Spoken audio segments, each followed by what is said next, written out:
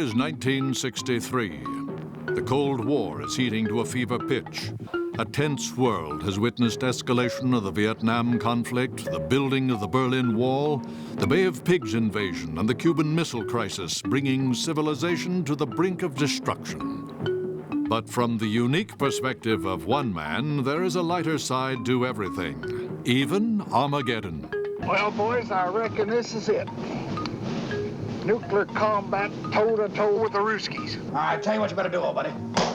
I can no longer sit back and allow communist infiltration to sap and impurify all of our precious bodily fluids. This man is obviously a psychotic. I do not avoid women, Mandrake. Yeah. But I do deny them my essence. Yes. Has that plane really got a chance of getting through? If the pilot's good, see? I mean, if he's really sharp, he can barrel that baby in so low. I mean, you ought to see it sometime. It's a sight. A big plane like a 52. Vroom!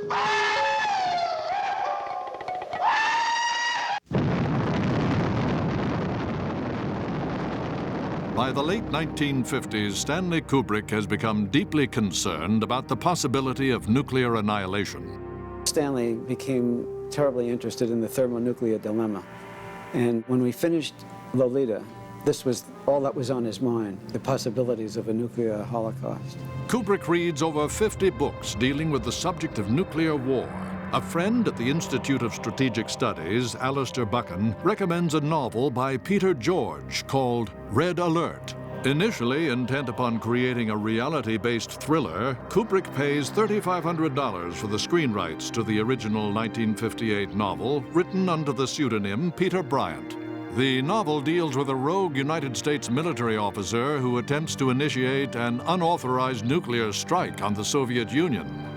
In 1962, Kubrick and his producing partner, James B. Harris, begin to develop a screenplay titled Edge of Doom.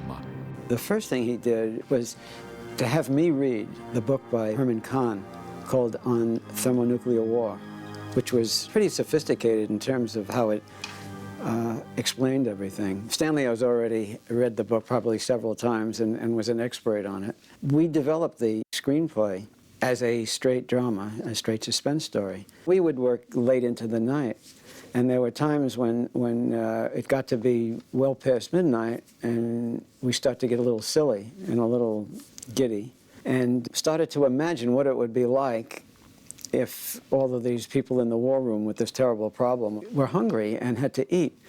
I mean, this is the silly stuff that we started to think about. What would they call out to the Gaiety delicatessen? You don't have any fresh fish? I'm afraid not, sir. Your eggs, then, they are fresh? Oh, yes, sir. I will have poached eggs. However, there's nothing humorous about the real-life Cold War, as Kubrick learns when the American government discovers the presence of Soviet missiles in Cuba in late 1962. The purpose of these bases can be none other than to provide a nuclear strike capability against the Western Hemisphere. He had been very disturbed by the Cuban Missile Crisis. Not simply the prospect of nuclear annihilation, not simply, but also by the way that people accepted it fatalistically, that that's probably how the world was going to end, in a huge nuclear bang. Ultimately, Harris departs from the project with Kubrick's blessing to become a director. Shortly thereafter, Kubrick informs Harris of a major conceptual change for the project. I got a call from Stanley saying, do you remember when we discussed the possibility of doing this thing as a comedy? He said, you know, I really feel that the best way to tell this story, to make the point, the whole thermonuclear dilemma, is much better said in the form of a satire or a comedy than it is in the straight story that we developed. He kept coming across various aspects of the story that weren't tragic, but were comic. For example, if a man learns the news that nuclear annihilation is nigh when he's in his office, the result is a documentary. When he's in his living room, it's a social drama. When he's in the bathroom, it's a comedy. And Stanley found that there were a lot of aspects of this subject that were comic.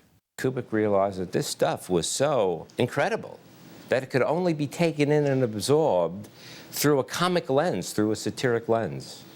And that was his great concept for the movie. He started out very literally, to make a very serious film about nuclear gamesmanship, and saw that it couldn't be done as he was in the material, and he came up with this idea of a nightmare comedy. An early draft opens with extraterrestrials observing Earth in the wake of a nuclear holocaust and is titled The Delicate Balance of Terror. Kubrick decides that the now comedic script requires a degree of inspired lunacy. However, he feels the story should place the absurdities within a realistic framework. He turns to writer Terry Southern, whose novel Candy caused a media sensation with its bold and satiric look at modern sexuality. I think he contributed a great deal to the satire of the film. Terry Southern was an incredible character with that quirky sense of humor, so he was ideal for the project. Terry was always a political being and a humanist. The Cold War and the nuclear threat was something that was just part of his existential attitude towards these kinds of things, that it was really just systems of power that were out of control and that should be questioned without a doubt. And Terry was in this unique position of being the hipster, being the existentialist, being at the top of his literary form, and bridging that gap from, let's say, the Beats to Hollywood. Although Kubrick had initially planned to shoot the film in New York, he ultimately decides that Shepperton Studios in England can more suitably accommodate the production. Southern flies to London, and for 2 months he collaborates with Kubrick on the script during some very unorthodox daily writing sessions. Stanley would say to Terry, what's the most outrageous thing this character can say and still be credible?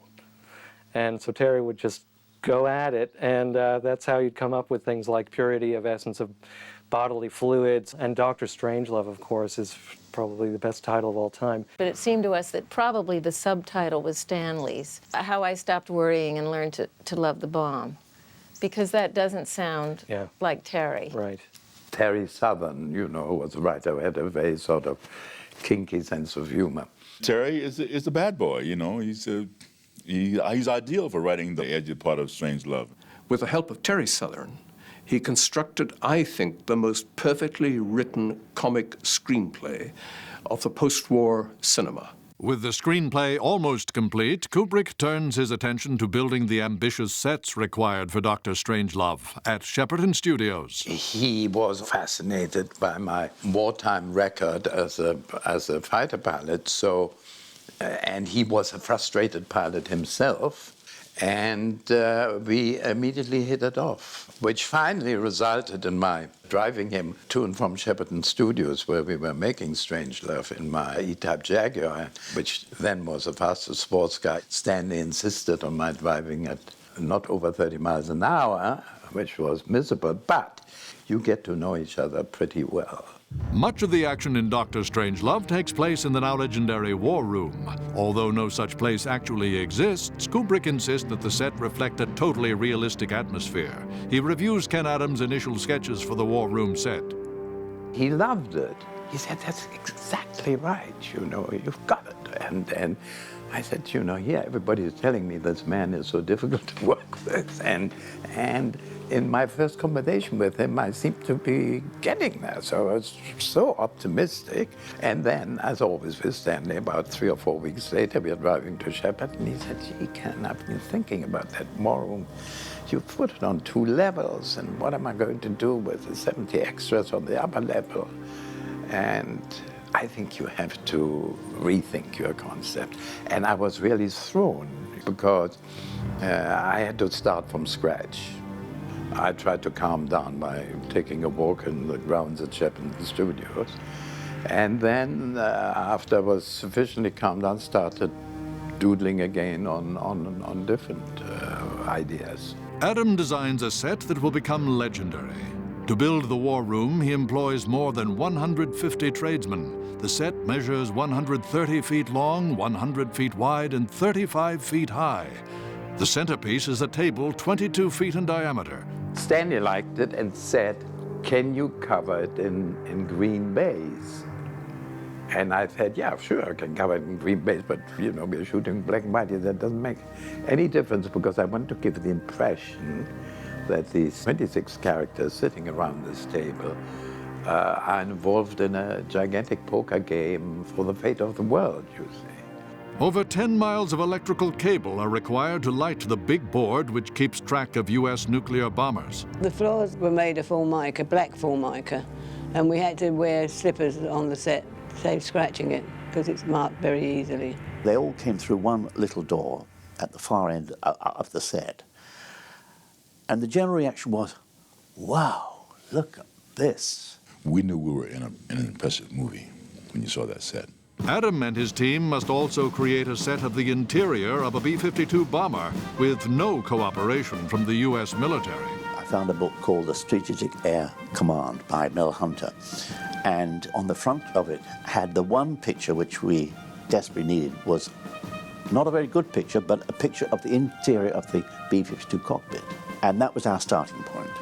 We then had to really invent everything from then on. Peter was brilliant, and because I more or less handed that whole interior over to Peter, and he spent hours and hours on switches and warning lights, which fascinated Stanley. Merton's designs are realistic enough to cause concern in unexpected circles.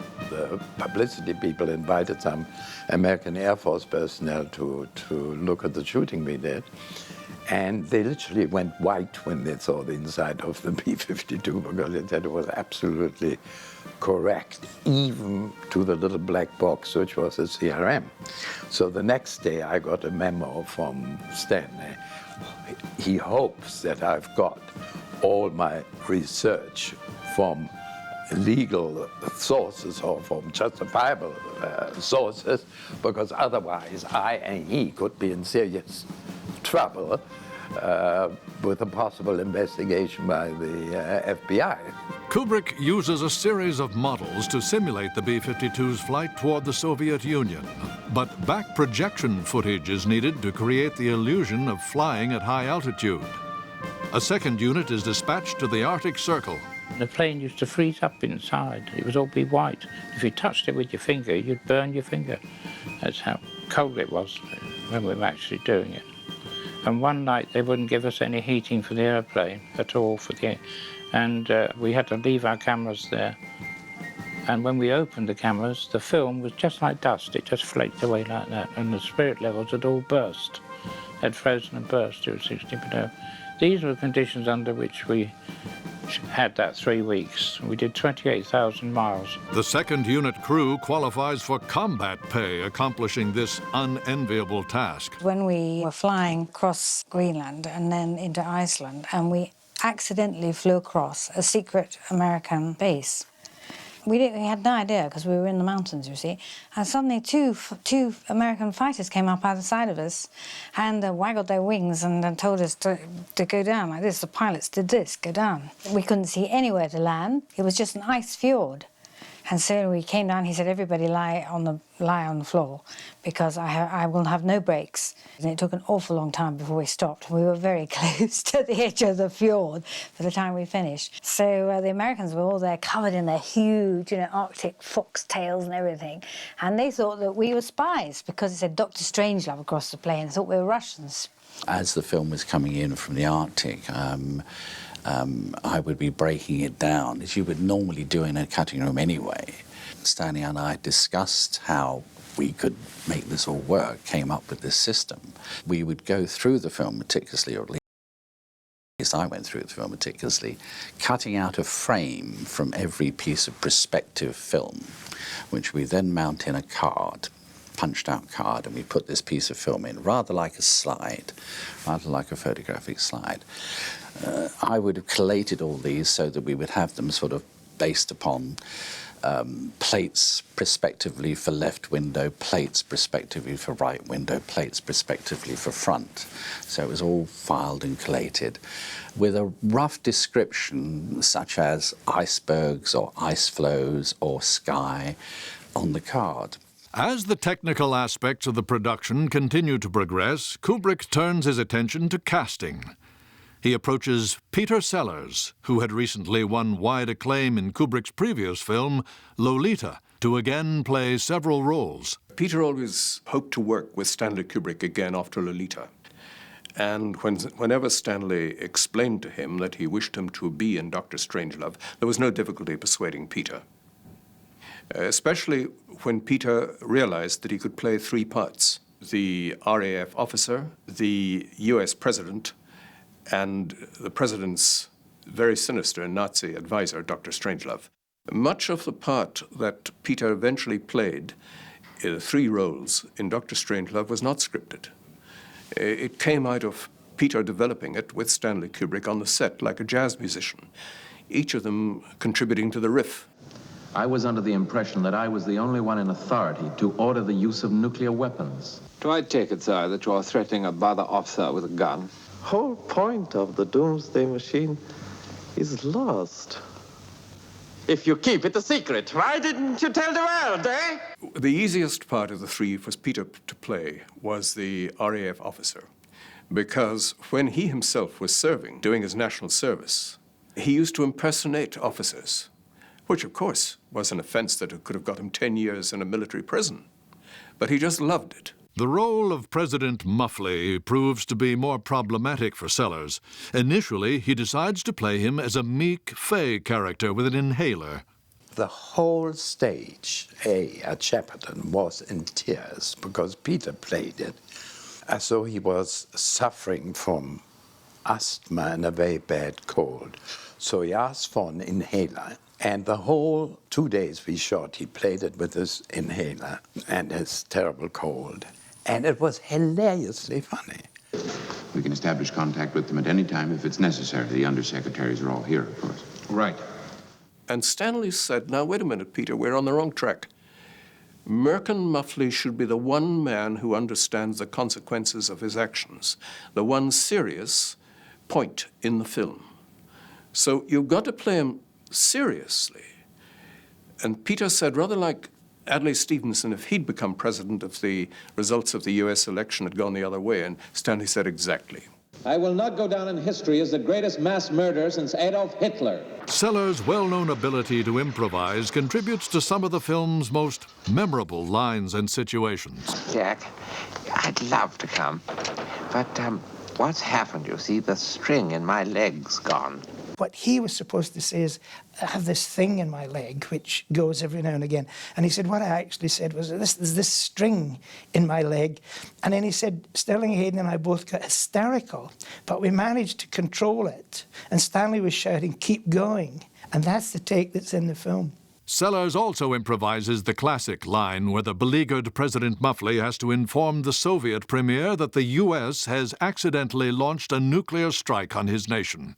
Now then, Dmitri, you know how we've always talked about the possibility of something going wrong with the bomb. And though the conversations were actually scripted, Peter started, but only really delivered the first line of the script. And after that, he just improvised, and we just shot 10-minute takes.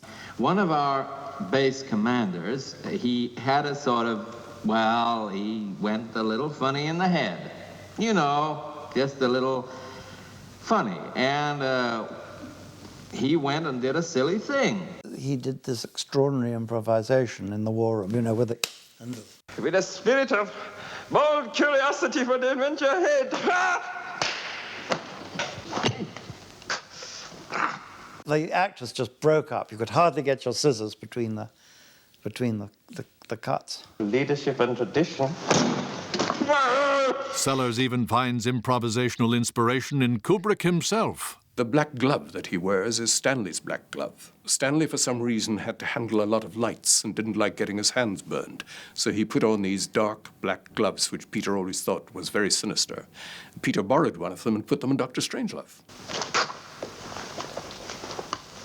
Dr. Strangelove comes out of the old High German cinema of Fritz Lang and Murnau, the sinister man, the man of tremendous power who is himself in some way impotent. That's to say, in the film, he is sitting in a wheelchair. Stanley loved that sense of the criminal genius who, for one reason or another, is handicapped, has got a disability. which doesn't prevent him destroying the world. It would not be difficult, my Fuhrer. Nuclear reactors could... I'm sorry, Mr. President. Nuclear reactors could provide power almost indefinitely. Greenhouses could maintain plant life. Animals could be bred and slaughtered. In addition to playing Strangelove, Merkin Muffley, and Mandrake, Peter Sellers is also to play the key role of Major Kong, the commander of the B-52 sent to bomb the Soviets. However, Sellers tells Kubrick the demands of playing 4 parts are excessive. Additionally, he fears he cannot master a convincing Texas accent, so he calls on Terry Southern for help. Terry could do a perfect Texan accent, of course, and so Terry prepared a tape for Peter of some sample dialogue, and so Peter would wear this wild headset and tape recorder thing. You know, you can imagine 1963 technology. You probably had to strap it on, and he's walking around the set listening to Terry's well, get those bomb doors if it hair lips everyone on Bear Creek, that kind of thing. Ultimately, Sellers masters the accent, but more severe problems are looming. While filming the sequence in which Kong sits astride the nuclear bomb, an incontrovertible disaster strikes. They had the plane suspended, 15 feet in the air. And Sellers was in the cockpit, and he and Kubrick were engaged in one awful row. Sellers got so taken away with the whole thing, he fell out of the cockpit. Now, 15 feet's a fair old drop, and that's when he broke his leg. And that's when he ended up in the wheelchair. No way would he be able to get up into that cockpit. So then, of course, Stanley had to recast. You've got to shoot. Now, what do? If you're Stanley Kubrick, you go get Slim Pickens. Stanley said, well, you can't replace Sellers with an actor. You've got to replace him with something like a real human being who's the real thing. Kubrick had met Pickens on the set of One-Eyed Jacks, which starred Marlon Brando. As it turned out, Slim Pickens had never left the United States, had to hurry and get his first passport. But he arrived on the set. Suddenly the door opens in the corner. In comes this big cowboy with his big hat over in the corner. What a lolloping in like this. It just almost straight off his horse. Somebody said, gosh, look, he's arrived in costume, not realizing that's how he always dressed, with a cowboy hat and a fringe jacket and the Justin cowboy boots, and that he wasn't putting on the character. He talked. That's the way he talked. Stay on the bomb run, boys. I'm going to get them doors open if it hair lips everybody on Bear Creek. He was Major Kong off and on the set. He didn't change. He didn't change a thing. You know, his temperament, his language, and his behavior. The most famous image from Dr. Strangelove, the phallic symbol of Slim Pickens riding the bomb, presumably to a nuclear orgasm, almost did not occur. The sequence was an 11th-hour inspiration of Kubrick's, much to the chagrin of production designer Ken Adam. It was a brilliant idea, except I hadn't allowed for it. The bomb bay was completed. The bomb bay was enormous, 60 feet long, and suspended from the grid on the big stage at Shepperton. But it didn't have practical bomb doors, because we never intended to see.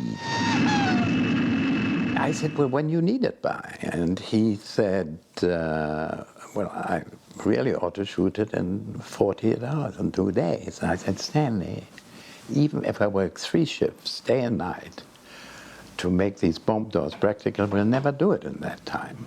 And I talked to special effects man, Wally Weavers, about it's a black and white picture. He said, we take a black and white still of the inside of the bomb bay, and I cut out the bomb bay doors. And then Slim Pickens was sitting on the bomb with blue backing. We shot it from a crane and crane back, and then optically reduce the bomb until it exploded into the missile site. And so it was a very simple solution. The role of General Buck Turgison requires an actor of consummate skill, someone who can hold their own as a strong screen presence alongside the formidable Peter Sellers. George C. Scott had gained international acclaim for his work on stage and screen. Kubrick became convinced he was the man he needed after seeing him in the lead of a Central Park production of The Merchant of Venice. Kubrick is all too aware of Scott's reputation for volatility and devises a strategy to win his respect. He was involved in barroom brawls. He was tough. He was a Marine. He drank a lot. And Kubrick handled them very well. He put a chess board on the set. He knew Scott fancied himself as a pretty good chess player. Kubrick's a master chess player. He views life as chess.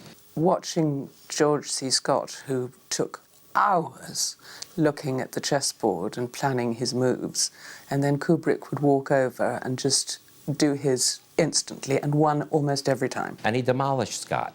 Now, if somebody thinks of themselves as a good chess player and they're whipped, they have enormous respect for the other guy. That's one of the ways that he got Scott's respect immediately. Scott is indeed brilliant, playing against type in one of his first comedic roles. The character of General Turgison, who urges the president to capitalize on the accidental nuclear strike against the Soviet Union, was loosely based on General Curtis LeMay, a controversial figure whose anti-communist views were considered by some to be fanatical. Scott portrays Turgison as a somewhat juvenile character who pouts when scolded by the president. I am becoming less and less interested in your estimates of what is possible and impossible. He also has a schoolboy's viewpoint of sex, which finds him interrupting a meeting with the president to take a call from his mistress. Well, look, baby, I can't talk to you now, but my president needs me. Listen up. You go back to sleep, and Bucky will be back there just as soon as he can. He's the ultimate optimist who sees the silver lining even in the scenario of a nuclear war. Mr. President, I'm not saying we wouldn't get our hair mussed, but I do say no more than 10 to 20 million killed, tops, depending on the breaks. He had a very, very long speech, and Stanley said, right, we're going to do it in master, and then, you know, close-ups. He said to George, go as far as you can.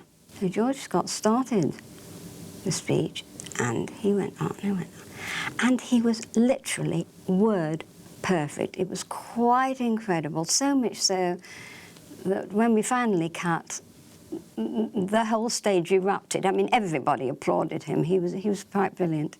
Yet Scott is at odds with Kubrick, whom he feels is encouraging him to overact wildly. Kubrick manipulated some of those performances out of George by saying this, okay, George, you give it to me straight or you give it to me simple, now I want you to go over the top. Give me one where you go over the top. And Kubrick invariably used the ones over the top, and George resented it. He was saying that was not my performance. Kubrick goes to extreme lengths to secure an inspired cast of supporting actors. For the Mad General Jack D. Ripper, Kubrick succeeds in convincing maverick actor Sterling Hayden to come out of retirement to make his first film in years. Mandrake, I suppose it never occurred to you that while we're chatting here so enjoyably, a decision is being made by the President and the Joint Chiefs in the war room at the Pentagon. Sterling Hayden was brilliant, I thought, and that extraordinary face and that the way he delivered those lines about the precious bodily fluids and his performance with Sellers. Buck, should I get it? Yeah, you have to. The only female role in the film is offered to Tracy Reed, the stepdaughter of acclaimed director Sir Carol Reed. Oh, yes, General Turgidson is here, but I'm afraid he can't come to the phone at the moment. Well, this is his secretary, Miss Scott. I went for the interview, and he was very sweet because he was terribly embarrassed. And he said, well, there is one drawback. You'll have to wear a bikini. So I said, why? And he said, because the part you're playing is somebody who is a floozy, I suppose, and I'm going to need to see your figure. But I'd been prepared for it, so it was fine. And he said the body wasn't too bad, so I could have the job. They wanted to do a sort of pretend Playboy centerfold, and I refused to take my clothes off. I mean, I'd done a bikini, that was quite enough. And so what I did was I lay on the floor and undid the top of the bikini, so it didn't look as if I'd got anything on at the top. And they put a book over my bottom, and my mother was absolutely furious because it was called Foreign Affairs, the book. For James Earl Jones, who was appearing in The Merchant of Venice with George C. Scott, Kubrick provides the opportunity to make his screen debut. He had come to see George C. Scott. He knew he wanted to use George as the Air Force general. And I happened to be playing Prince of Morocco. And I think all along he wanted to have the bomber crew made up of all the ethnics, you know, a Jewish guy, black guy, an Irish guy, Canadian guy, and so on. When I read the script, Zoggy was the only one to question the possibilities that this is a security test, that we were not supposed to bomb Russia. Major Kong, is it possible this is some kind of loyalty test, you know, give the go code and then recall to see who would actually go? There was quite an exchange between the bombardier and the captain of the crew about that. And for some reason, Kubrick decided not to have that exchange happen. And one day I got to the set and realized that scene was being cut. I was very disappointed because I thought, well, that's what made my character stand out. Kubrick assists Canadian actor Shane Rimmer in one of his early film roles. I found him terrifically approachable, very understanding, and very helpful, very quiet. The funny thing was, you'd be talking to him, and you'd notice him looking at you, like a Look magazine camera. It's just studying you, and he'd sort of shift a bit and walk around here and pick up another angle. Keenan Wynn's brief but memorable role as a loyal but dense soldier provides a highlight of the film when Mandrake pleads with him to break into a soda machine. Colonel, that Coca-Cola machine, I want you to shoot the lock off it. There may be some change in there. That's private property. During filming of Dr. Strangelove, Stanley Kubrick learns that another project with a similar theme is going into production. Although the film version of Failsafe is to be an ultra-realistic thriller, Kubrick fears that the similarities in overall plot will hurt Dr. Strangelove at the box office, especially if the rival film is released first. Kubrick is concerned because Failsafe will be a prestigious film headed by top actors including Henry Fonda and Walter Matthau. It also boasts an acclaimed director, Sidney Lumet. We started casting. Fonda was already set, and which of course meant a big commitment in terms of money. I was set, Walter was set, and suddenly this lawsuit arrived, filed by Stanley Kubrick and Columbia Pictures. Kubrick and Columbia try to stop production on Failsafe by claiming that the source novel had been plagiarized from Peter George's Red Alert. The plots were vaguely similar, but totally different approach, and we handled it that way. Failsafe was much more of a melodrama. Kubrick's strategy works. Although highly acclaimed by critics, Failsafe opens long after Strangelove to modest box office results. With their legal troubles behind them, the spirits of the cast and crew are lifted by a set visit from Cary Grant.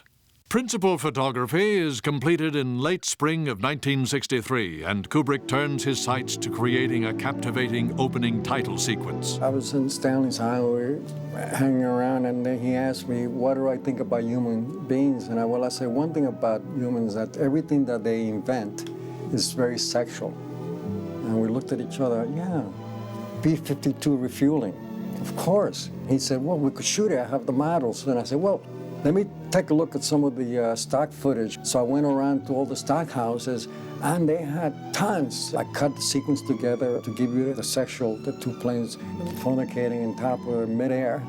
And then he looked at it, and he came up with this song. It was an instrumental of Try a Little Tenderness, and we put it together. It was amazing. And we put the title over here, and I put a title over there, and then you didn't know whether to watch, the title or the background, and it looked terrible. And then I said, well, suppose I come up with another idea about making, produce big, the word buy big, because it looks like we have to fill the screen in order for you to see two things at once. And then Stanley looked at it, I wanted to have an assistant work my lettering over so it'd be nice and neat. And he says, no, I like the way you did it. So I said, okay. After I did it, we shot it, and it worked out great, and everybody loved it, he loved it. After 2 or 3 months the film was released, I got a phone call from Stanley, and he says, Pablo, did you know you misspelled a word? I said, what? I did. I said, yeah, based on the book. There's no D on based. With the titles complete, the remainder of the film has to be scored. Laurie Johnson and his orchestra have to maintain a fine balance in their composition for the film. The main purpose of the score was to try and link with one arc the drama from the first cut to the first interior of the bomber.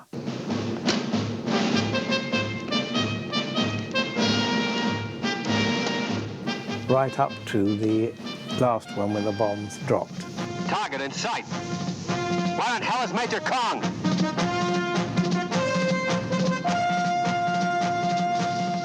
So that every time, although comedy is being played out on the screen, each time one returns to the bomber, the audience have to feel that it's a step nearer. The tension had to mount very, very slightly and very gradually over that. And each time the audience come back, whilst they may have just been loosened up by the comedy of it, something has to tell them subconsciously that inexorably you're going towards the main event.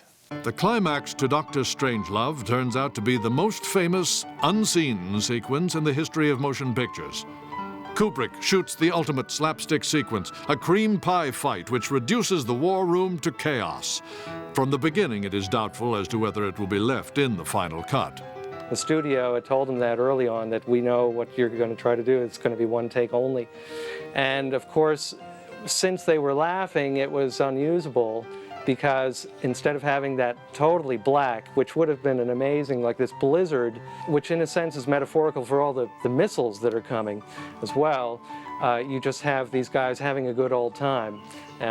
So, as Kubrick later said, it was a disaster of Homeric proportions. The cream pies were flying around so thickly that people lost definition, and you couldn't really say whom you were looking at. Kubrick opts to cut the ambitious pie fight sequence and end the film with the image of the miraculously reinvigorated Dr. Strangelove. Mr. President, I would not rule out the chance to preserve a nucleus of human specimens. It was a much better line to end the film on when, galvanized by his return to Nazi power and also the proposition of a lot of sex in the bunker, where the chosen leaders of the free world will be quartered after the hydrogen bomb has fallen on the rest of us, Dr. Strangelove actually rises out of his chair like Lazarus from his grave. I have a plan. Monsieur! Hasn't worked! During the final editing, we were about to dub the film, and the last reel of the film, which is the most complicated, which is the bomb run with Slim Pickens, which is hundreds of little cuts. It vanished from the labs, and it never was found. Oh, I was devastated. Because it had taken months to cut, it was enormously complicated. So I had to recut the whole bloody thing in about 2 weeks from memory. And I remember Stanley did this brilliant thing of cutting up the script, and everything was put on cards on an enormous board, and we reconstituted the whole thing and started from scratch. As Kubrick prepares to screen Dr. Strangelove for critics, he finds the film has a rendezvous with destiny. The screening date is November 22nd, 1963. Like everything else in America, the events of November 22nd, 1963, John F. Kennedy's assassination, moved everything, shook everything up. We decided for obvious reasons that we better cancel the preview. Stanley was there, and Stanley readily agreed. In fact, he may have even been the first one to suggest canceling, but Stanley had a more specific reason, because unlike the rest of us, Stanley knew the dialogue. Our president has just been assassinated, and now we're going to see the president of the United States portrayed in the film having to make momentous decisions about the future of not only his country, but of the whole world. And it was very much on everyone's mind as to how the public would react to this so soon after. They also had to change a line in the film, which was when the pilot, Slim Pickens, is going through the content survival check, and he's saying, you know, prophylactics, lipstick, nylon stockings. Then he says, hell, a fella could have a pretty good time in Dallas with all that stuff. And of course, you look at his, he had to loop in, and the line now is Vegas. Shoot, a fella could have a pretty good weekend in Vegas with all that stuff. The impact of President Kennedy's assassination pushes the film's general release to late January in 1964. You release towards the end of the year to take advantage of the acclaim, the awards, and the Oscars. But we had no choice. I mean, we had opted that it was too soon to go 3 weeks after the assassination. Still, Kubrick initiates a highly imaginative publicity campaign. Attack! Russia. Beginning with Pablo Farro's trailers and TV spots, cut in his own inimitable style. As everything with Stanley, if it was cutting edge, he was very much interested in it. So just as Stanley Kubrick was cutting edge for films, Pablo Farro was considered cutting edge for television spots and movie trailers. Kubrick also micromanages the print ad campaigns, choosing a minimalist cartoon as the central image. Concerned that the main artwork will be too avant-garde for mainstream America, the publicity department convinces Kubrick to allow an alternative ad campaign for use outside of major urban areas. Some of us resisted just that line, cartoon art, and fought with Stanley to add a photographic element to the campaign, and ultimately that art was supplemented with little postage stamp inserts of each of the principal characters. The trailer became the new frontier for trailer making, and the print ad became the new frontier for print advertising. However, the publicity department has a nightmarish dilemma. The major stars and Kubrick are all notoriously shy about doing publicity for their films, and Strangelove is no exception.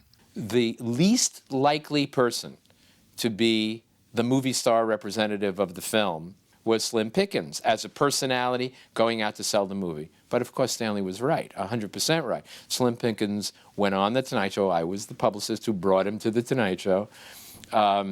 Went on and, of course, killed him. Killed him with the interview that he did, and then, of course, showed the footage of him writing the bomb down.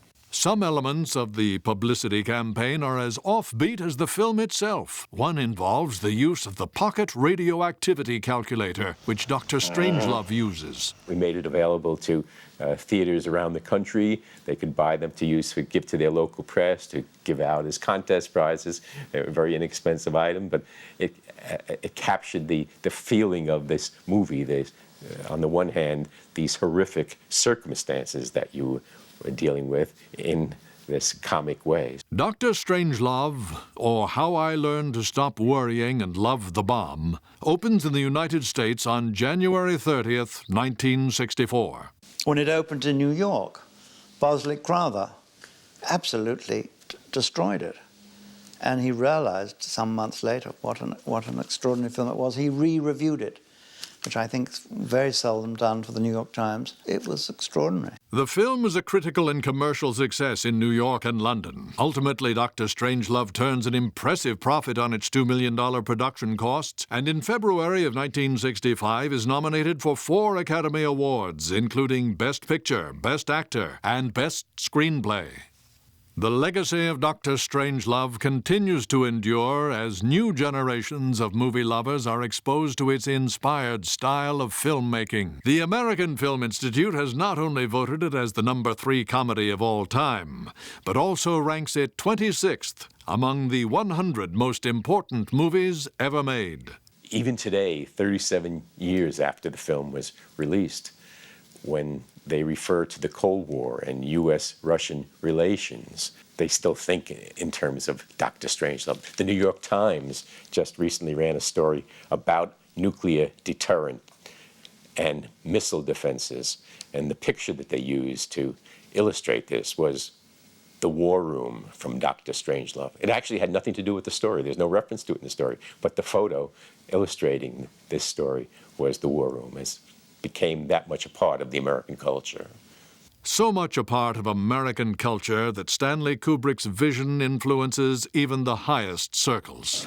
I, Ronald Reagan, do solemnly swear. Reagan, when he became president of the United States, asked his chief of staff to look at the war room in the White House. And the chief of staff, Mr. President, there is no such thing in the White House. And Reagan said, but I saw it in that film, Dr. Strangelove.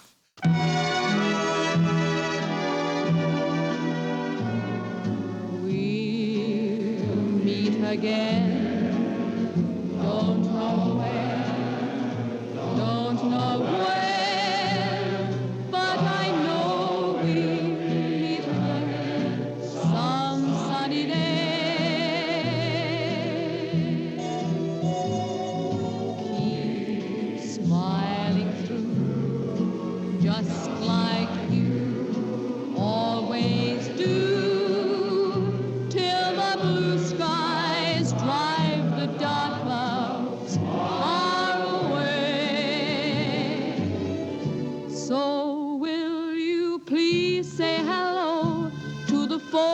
that I know, tell them I won't be long. They'll be happy to know that as you saw me go,